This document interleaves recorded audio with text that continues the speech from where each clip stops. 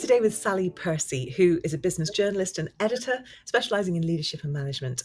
She's also a leadership contributor to Forbes.com and a commercial copywriter, speechwriter and ghostwriter. And she's the author of The Disruptors, How 15 Successful Businesses Defied the Norm, 21st Century Business Icons, the leaders who are changing our world, and Reach the Top in Finance, the ambitious accountant's guide to career success. And I think you've been here before, haven't you, Sally? But The Disruptors this year is shortlisted for the Business Book Awards. So let me begin by welcoming you and congratulating you on that. Oh, thank you. I'm really excited about that. It's always really nice to be nominated for an award because it doesn't tend to happen that often. So I appreciate it. It's always an opportunity to just get glammed up, isn't it? And go along to the awards evening. Yeah, exactly. And it is. I get a nice dress out and sort of have a glass of Prosecco and just feel special for the night. Yeah, you can't beat it, really.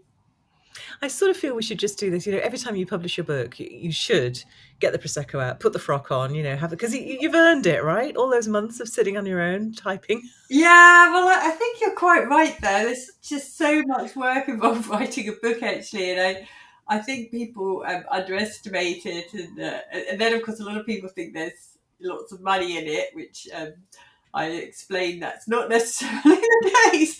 So it really is quite a labour of love, generally speaking, and yeah, it's sort of when you just finish it and send off that manuscript, it can almost feel a little bit, deflated, and at some point, and often in the process, you never have that feeling of wow, I've kind of achieved this. But I did actually have that because I was actually both the Disruptors and 21st Century Business Icon were in the W.H. Smith Business Book Chart. But so it's really.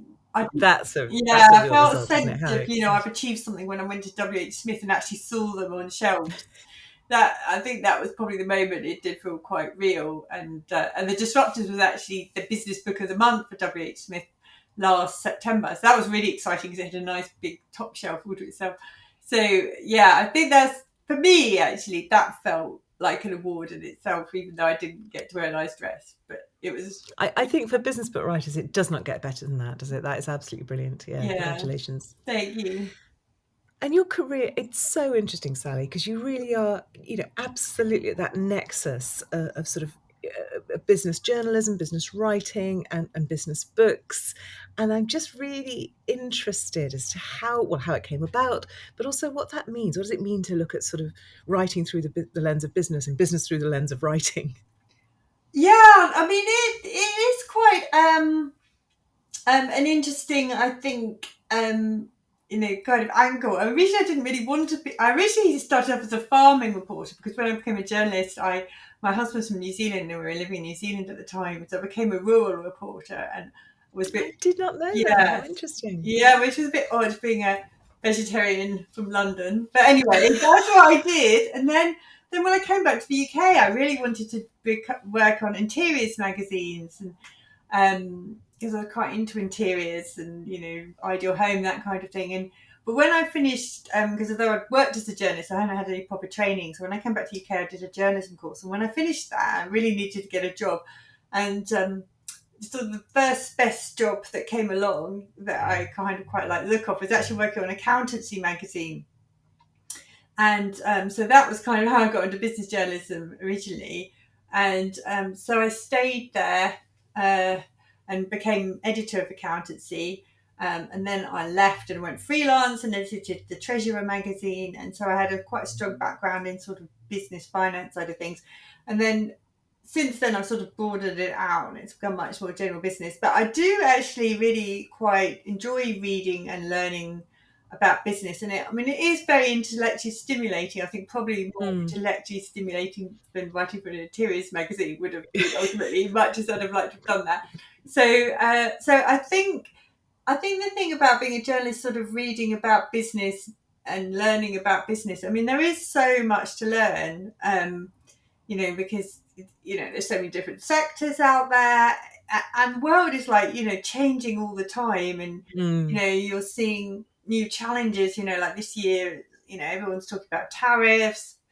Even the previous year, everyone's talking about artificial intelligence. There's always kind of something new coming along that you sort of have to get your head around. And as I say, intellectually, you're always having to kind of learn ideas and learn new concepts, and I think it kind of gives you kind of quite a broad perspective on the world when you're sort of always reading about business, because of course it's international as well, so you're reading about different countries and how things are done differently, and that's kind of what I really enjoy about it. And there's never a dull moment, really. Something's always happening somewhere. And at what point, for you particularly, do you go from sort of observing and commenting on the world to going, there's something really interesting here that I want to write about and become a voice in this discussion, rather than simply commenting on it, if you know what I mean? I think one of the things, maybe that point came to me when I started to edit Edge, the leadership Mm. magazine, the magazine for the Institute of Leadership, and I think that's kind of maybe where a bit of a crossover came of, yeah, exactly, not just always writing about it, but actually starting to have opinions on it, and looking at things that what makes a good leader. And that was kind of one of the themes of 21st Century Business Icons, really looking at what makes a good leader. And I'm a contributor to Forbes on leadership, so in that sense I suppose that's where I'm kind of commenting. I do have quite strong views on things. I mean, if you ask me, like, how would I run the country at the moment, there's plenty of things I could kind of suggest that how I might do things differently from they're currently being done. I know it's always easy when you're not the politician, but I think naturally, though, as a journalist, I do always have a tendency still to source other people's views, and kind of bring those together. And I'm always interested to hear, other people have got interesting original views on things, and, maybe to kind of showcase those views. So I think, though, as a journalist, you do inevitably have your own views on things. At the same time, I'm always kind of quite interested in anything that might sort of challenge a view I have, because I think it's quite easy in life to get stuck into groupthink, or if you always watch or read certain publications, your mind is always being, they might align with your view of the world, and then they're reinforcing your view of the world, and then that's great, but it's kind of quite good to actually understand other people's perspective and views of the world as well, and that other people think about things differently.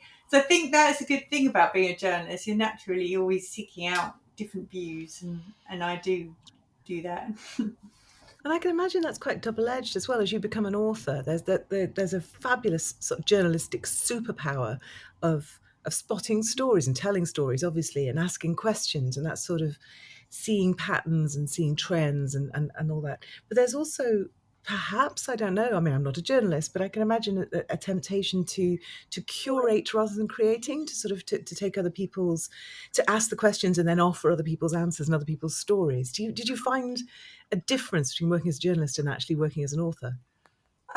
Yes, I mean, I think probably in my books I do still, do a bit of curation, as you said, because that's my natural instinct. But I have tried to sort of put my own spin on it and tell the stories. I mean, I think one of the hardest things that I've found, perhaps a little bit, with my books is, I mean, I include Elon Musk. Been in both my two recent books. One as an inspiring leader, and then one as a disruptor through Tesla. And I think, I mean, there's no doubt. I mean, I think he probably is the most extraordinary person on the world today, and that was certainly the conclusion I came to after all this research that I'd kind of done on him. Um, It's a carefully neutral phrase, isn't it? yeah, it is a carefully neutral, but I mean, he has become a lot more political since I wrote those books, and so sometimes I think maybe there's a bit of a challenge there, a little bit of when you write something, I suppose, and the story moves on, and you look back at what you wrote and said, would I write the same things perhaps today as I did 2 years ago?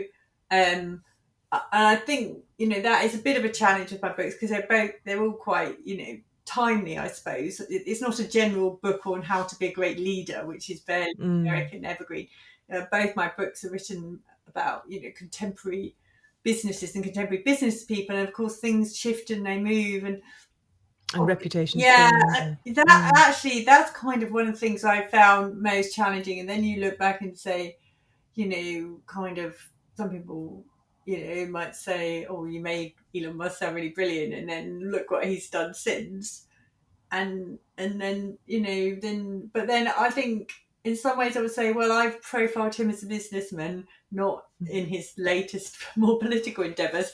And therefore, that was kind of what I kind of focused on. So that's, I think, one of the things I found more challenging. And I think a lot of people who write business books are not necessarily going to be writing about, people in quite the sort of depth that I do. So they're probably not going to have that issue. But that's one of the things I found most challenging. And you, as well as writing books, obviously, and reviewing them, and you're talking to leaders all the time. What trends, what sort of changes and shifts do you see in the business book landscape specifically? And I guess business writing more broadly. I was actually thinking about this one today, and I was thinking to myself, one of the things I see at the moment is people just sort of actually rewriting the same thing and just packaging it differently. And it made me think, maybe we need kind of, I don't know, there's lots of books out there on diversity or whatever it is, for example. And I think, I don't know, I'm feeling like that perhaps, and it's very difficult to be original in life. I know that. And actually editing a magazine, a lot of the time, the same topics will come up. But, you try not to do the same topic 2 issues in a row or whatever. But, in the end, you want to do a subject of communication skills, an article on communication skills, that's kind of quite timeless and important always. So then a year's time, you might also run another article on communication skills. And I think to a certain extent with books, that's kind of the same, isn't it? Some topics are really, kind of finding out how to be a good leader or whatever it is. It's quite a timeless topic, and there's lots of people who have a view on that, and you can keep revisiting it. But I think, maybe what I feel is a little bit lacking at the moment is, maybe a bit of original thought, or coming at things from like different angles. And maybe that's what I would like to see a little bit more. I mean, there's a lot of books out there on people's own, strategies for success, or, their own sort of anecdotes, a lot of similar things which overlap each other. But I suppose, trying to come at things from a sort of different angle. That's actually kind of what I'd like to see, is a bit more of a trend. And at the moment, I sort of feel like it's not quite there yet, really. But of course, it's really difficult to be original. So I don't know And what it the was answer ever is. thus. Yeah, it's like the Holy Grail, isn't it? And I'm interested because obviously you, as the editor of a magazine, particularly The Edge, where you're looking at these questions of the perennial interest to quite a broad range of leaders, you're not in a dissimilar situation to someone like a commissioning editor in a publishing house that publishes business books. The pace is slightly different. You can be a little bit more topical, a little bit more specific, a little bit more kind of reactive to the news agenda of the day. When you're in a magazine, you've got to think a bit more kind of principles long term, because the book's going to be out a year from now. It can't speak to today's news agenda. Yeah. But we're both looking for that same, what's the angle that hasn't been covered before? Where's the new connection or new way of seeing perhaps a perennial problem that people haven't come up with before? And I don't know, any sort of thoughts on, obviously people listening to this podcast will be publishers, there'll be editors, but there'll also be a lot of writers who are coming at a topic and thinking, I don't know how to say anything different about this. I'm talking about communication skills. There's a lot been written about this. I'm talking about leadership. What can I say that's new? Are there ways that people have done this well, or advice that you'd give people on that? Yeah, no, there was a really good book I read a while ago. I can't remember what it was. It was about, I think it was about curiosity or asking questions about, and it was something to do with a cat. I can't remember. It was quite an original book about. Listeners, we are going to go away and do some research and bring this to you in the show notes. Yeah, I can't remember what it was now. I have to Google it. I've probably got it in my book pile down there. But yeah, it was kind of, I think it was kind of bringing the concept of a cat into this sort of whatever the topic was, which was either questioning or curiosity, I think. And yeah, I think it's that kind of thing. Really, it's kind of. Um, I don't know, taking, if you were going to do communication skills, I mean, one thing, one of the first things I was ever taught as a journalist is you've got to um, write in such a way that a 5-year-old child can understand you. I mean, this was on a daily newspaper in New Zealand. Now, in my business world, I think, to be quite honest, most 5-year-old children are not going to want to understand I'm not going to understand what I write, but at least They're certainly not going to care. they certainly won't care either. No, you're right. But at least if I still keep that principle of keeping it as simple as possible, that's kind of in the back of my head. I often say to authors, if you have like a sort of bright 11-year-old in front of you, and could they understand this? I think it's because you cannot bluff a bright child. No, They would say, what does that mean? And I think that's brilliant because it's so easy to obfuscate as an adult, and we use big words and we nod wisely, and until you can really explain it in terms that a bright kid can understand, you don't really understand it yourself, I think. no, exactly. No, you don't really understand it. No. And actually, people are terrified generally of saying that they don't understand things in life. Usually, I'm not, because I have to do that in my job. I'll go, That's the superpower of the journalist, isn't it? yeah, What do you mean by exactly. that? Asking, I know I sound a bit stupid here, but why is X, Y, and Z? And so I'm Yeah. quite fearless like that. But I've noticed most people aren't. The last thing most people want in life is for other people to know they don't know something and they don't get something. So I don't know. I suppose if you were going to do a communication book, maybe it's like, like maybe bringing that kind of how you would explain it to a child thing. That's just something off the top of my head, really. But And it comes back to that idea about asking better questions, doesn't it? To get better yes, answers, to ask better questions. I think it always comes back to that curiosity, which is a real, as I say, journalistic superpower. I love that. But yeah. when you're writing, do you feel, are there different modes? Do you have a kind of journalistic writing versus book writing, or is it just sort of the same thing but at a different scale? I think that it's probably quite similar. Um, yeah, the journalistic. I think it probably is a similar approach, really. I mean, maybe I don't quote people, just when we look at it. Maybe I don't quote people as much. I mean, I do have sections in there where I get points of view from people. Maybe it's more narrative. But I would say, yeah, probably my style is pretty much the same. I would have thought maybe people might think differently if they've read something I've written It's a very online. different time scale, isn't it? Yeah, so I mean, you have to. I probably wrote both of these in about 4-ish months. Both my most recent books in about 4 months, and yeah, and I would have to like set aside every Saturday to write on it and just focus on that. Um, it is a different, and it's a bit overwhelming at the start, even for me. And I write thousands of words every week. And so, but at the start, when someone says, right, we've got 60,000 words we want you to write, and you've got nothing on that Word document, it's just looking at you. And then, you think, oh my gosh, I've got to write 60,000 words. And so, So yes, where do you start? How do you even start on that? I think you just got to do it chapter at a time. I mean, in my books that was fairly easy because they were case studies. So I just pick one company and go, right, I'm going to write about Tesla today or whatever it is, and not think about the other 14 case studies that I have to do. And if you just break it down, like an elephant, eating an elephant into small chunks, it's much more manageable. And if you sit down and you think, right, well, I've got 16 chapters, so I've got to write 60,000 words. How long does each chapter need to be? And you set yourself a target for each chapter. And then you just focus on doing that chapter, and then you've got one done, and then you do the next one. And then before you know it, you've got all your chapters written. That's how I did it. Do you know, it sounds such a almost banal thing to do, to say how long does this chapter need. It's quite mechanistic, but it's so important, isn't it? Because otherwise it's really easy to write a 10,000 word chapter because you don't know when you're finished. Yeah, exactly. Yeah. Yeah, and it makes your life a lot easier if you do that, because that way you don't overwrite. Yeah. And I think that's a real journalistic superpower as well, is knowing how to write to a word target. I think most of us, if we aren't journalists, that's not something that comes naturally.